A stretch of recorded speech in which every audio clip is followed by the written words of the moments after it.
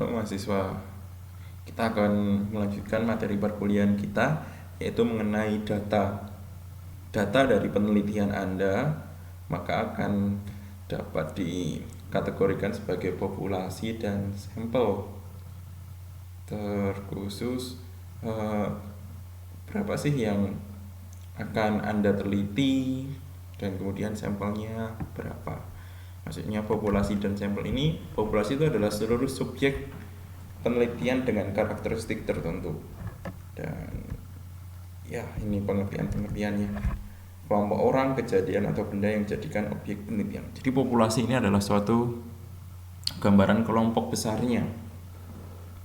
Jadi semisal Anda melakukan penelitian mahasiswa IAKN Toraja, maka populasinya adalah seluruh mahasiswa yang ada di IAKN Toraja. Nah, itu kemungkinan di data akademik semester ini ya sekitar 3.000 misalnya.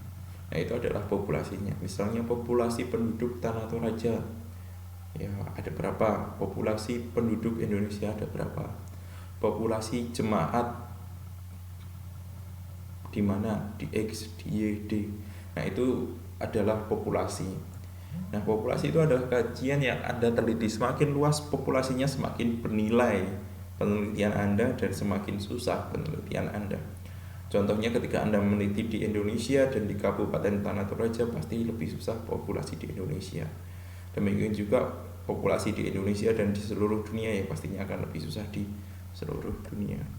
Nah, kita tidak akan mengukur jumlah populasi semuanya, maka perlu adanya perwakilan dari populasi untuk diukur. Maka itu disebut dengan sampel.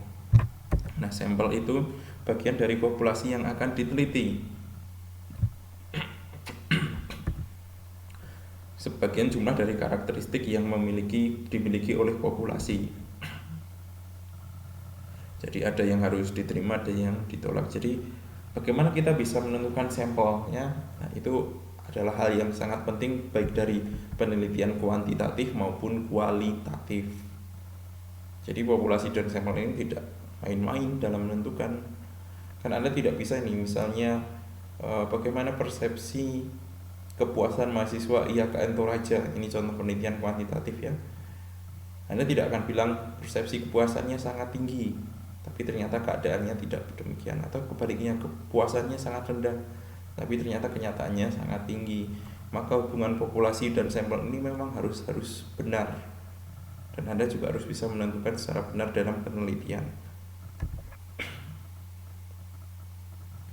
Nah, untuk ukuran sampel kuantitatif dan kualitatif ini ada aturannya. Nah, untuk ukuran sampel kuantitatif, semakin besar data, maka akan semakin bernilai. Contohnya akan seperti ini. Di IAKN Toraja dan di Tanah Toraja, maka datanya akan lebih bagus di Tanah Toraja karena lebih luas. Contohnya kepuasan mahasiswa di IAKN Toraja, maka Anda hanya meneliti di IAKN Toraja saja. Tapi kalau kepuasan mahasiswa di Tanah Toraja, maka Anda akan meneliti di berbagai kampus yang ada di Tanah Toraja. Nah, itu akan lebih bagus. Jadi ukuran sampel harus mewakili populasi. Ukuran sampel juga harus mempengaruhi tingkat kesalahan yang terjadi. Jangan sampai sampel yang diambil itu sampel yang salah, sehingga pada akhirnya keputusan kita dalam penelitian juga salah. Semakin banyak ukuran sampel, semakin kecil tingkat kesalahan generasi yang terjadi atau sebaliknya. Maksudnya apabila kamu populasinya 10.000, sampel kamu 9.000, maka kesalahannya akan semakin kecil. Tapi yang jelas tenaganya akan semakin susah karena meneliti 9.000 orang.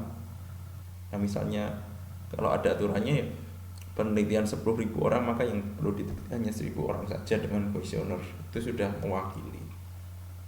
Oleh karena itu semakin tinggi tingkat sampel semakin bagus. Nah, demikianlah untuk ukuran penelitian kuantitatif. Bagaimana kalau ukuran kualitatif? Nah, ukuran kualitatif ini malah kebalikan. Besarnya populasi tidak menentukan kok baik tidaknya penelitianmu, tapi sedalam-dalamnya kamu mengulik informasi, mencari informasi pada subjek penelitianmu, itu akan lebih bagus.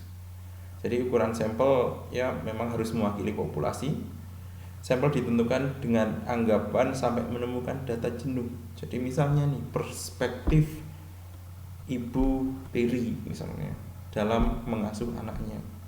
Anda cukup kok menemukan 3 orang ibu asuh, tapi Anda gali data-datanya, bagaimana persepsinya, bagaimana pendapatnya, bagaimana sikapnya, bagaimana perasaannya secara mendalam. Sampai 3 orang ini Anda sudah menemukan benang merahnya dan datanya hampir sama-sama semua. Jadi untuk penelitian kualitatif bukan banyak sedikitnya, tapi semakin dalam atau tidak dalamnya Anda bertanya. Itu yang menentukan penelitian kualitatif. Jadi kalau penelitian kuantitatif itu berkaitan dengan hitung-hitungan, yang kualitatif ini tidak. Maka penelitian kualitatif ini sebenarnya lebih susah karena kajiannya ya kualitas kedalaman Anda mencari informasi. Ketika pembimbing Anda bilang ini informasinya belum dalam, maka Anda harus mengulang lagi. Anda bilang ya ini masih belum dalam, ulang lagi sampai Anda mendapatkan data yang benar-benar dalam. Nah, ini untuk ukuran sampel kualitatif. Nah, ukuran sampel kuantitatif itu ada satu rumusnya. Ini contoh rumusnya, bikin pusing kan. Nah, ada tabelnya seperti ini yang paling mudah. Misalnya nih, N-nya 10 orang, maka dengan derajat 5% Anda harus mencari juga sampelnya 10 orang. Misalnya jumlah populasinya 2.800 orang, maka untuk derajat kepercayaan 5% Anda perlu 310 orang untuk sampelnya yang Anda harus teliti, baik itu wawancara, kuesioner ataupun observasi. Misalnya ini ada 10.000 orang, maka ini 336 orang untuk derajat kepercayaan 5%. Nah, ini contoh untuk perhitungan dalam penelitian kuantitatif. Tapi untuk penelitian kualitatif Anda tidak memerlukan ini semua.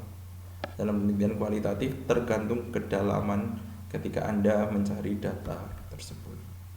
Ya, demikian mengenai data, populasi dan sampel yang harus Anda perhatikan dalam kajian penelitian Anda. Terima kasih, Tuhan Yesus memberkati.